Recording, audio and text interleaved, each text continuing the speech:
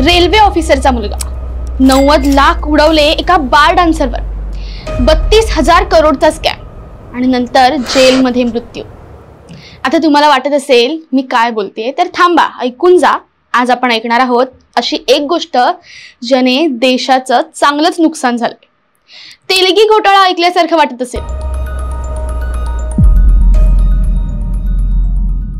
ज्याने 32,000 करोडचा स्कॅम केलेला, पण तो कसा केला आणि त्या घोटाळ्यात नक्की काय होतं हे पाहण्यासाठी तुम्हाला पूर्ण व्हिडिओ पाहावे लागेल, कारण अशा कंटेंटची मराठीत कुठेही शाखा नाहीये। चला मग पटकन सबस्क्राइब करा। अब्दुल करीम तेलगी हा मूळचा कर्नाटकातला। त्याचे वडील रेल्वे ऑफिसर होते, पण जेव्हा अब्दुल 6-7 वर्षांचा होता तेव्हा त्याच्या वडिलांनी जगाचा निरोप घेतला आणि त्यानंतर तेलगीने फळभाज्या विकायला सुरुवात केली। त्यातूनच तो आपलं घर भागवायचा।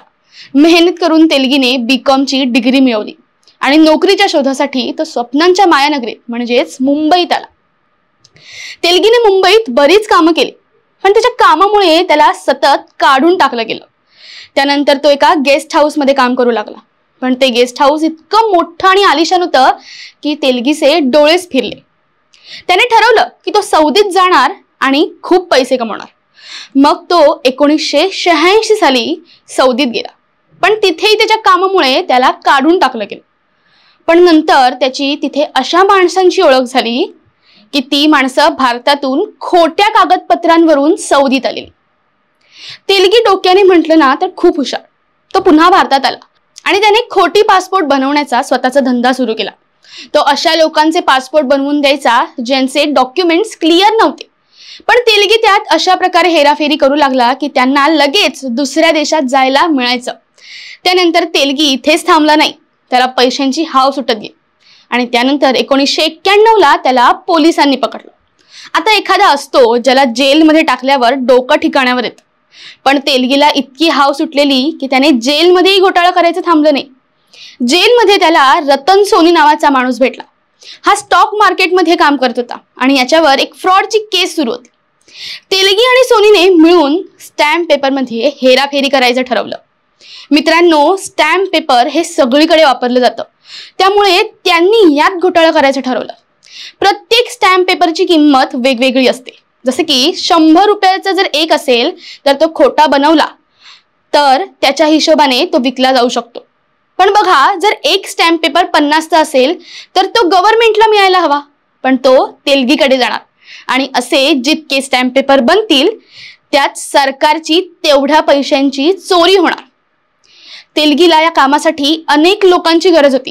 त्याने राजकारणी, अंडरवर्ल्ड आणि सरकारी कर्मचाऱ्यांमध्ये ओळख निर्माण केली आणि त्याने अशी अनेक मशीन विकत घेतली ज्याचा लिलाव झालेला।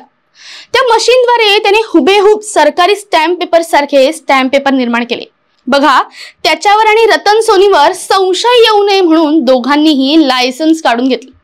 पण अर्थात एखादा घोटाळा करताना 2 लोकांचं पटलं तरी मतांची विचारसरणी एकत्र होत नाही आणि तसंच झालं रतन सोनी आणि तेलगीमध्ये। या दोघांनी वेगवेगळे रस्ते धरले।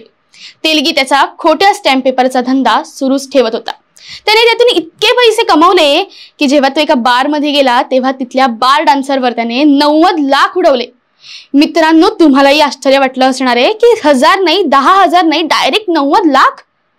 पण काय करणार, तो तेलगी होता। तो या सगळ्या गोष्टींवरच पैसे खर्च करायचा।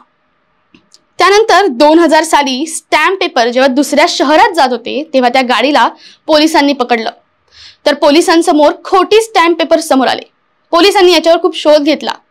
पहिलं म्हणजे यात सापडली गेलेली व्यक्ती काहीच बोलत नव्हती, पण त्यानंतर त्याने बोलायला सुरुवात केली आणि यानंतर नाव आलं अब्दुल करीम तेलगियाच।